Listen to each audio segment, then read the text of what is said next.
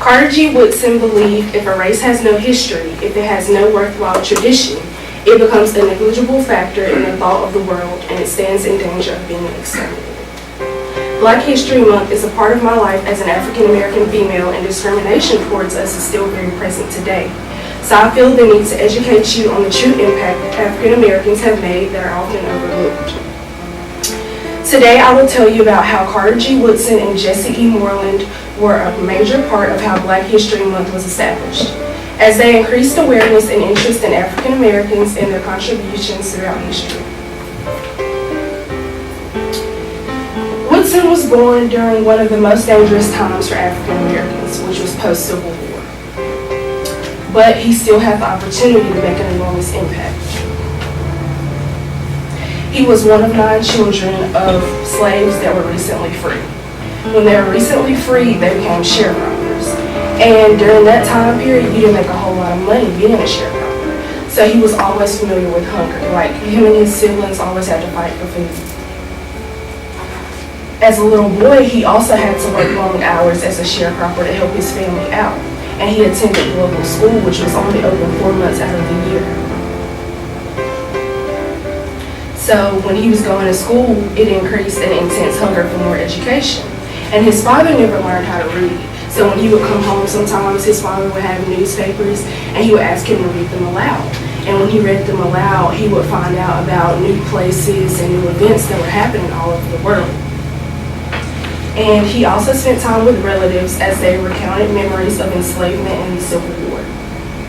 His family was very present and they participated a lot in the Black church.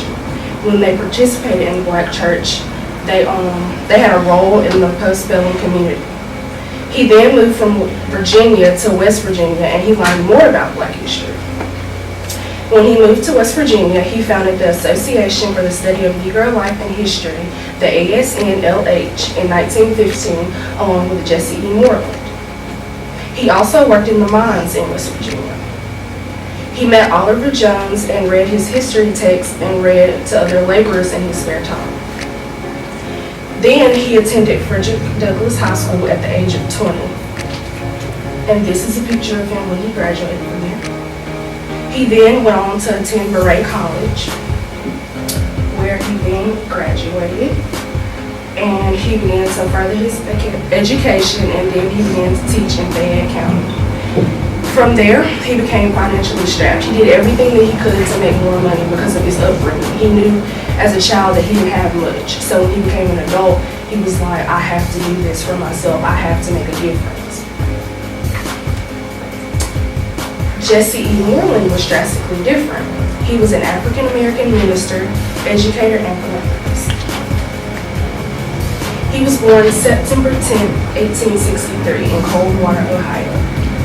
He was the only child of farmers William Edward and Nancy Jane Moore. Later in 1886, he married Lucy Corbin, and they taught together in Urbana, Ohio.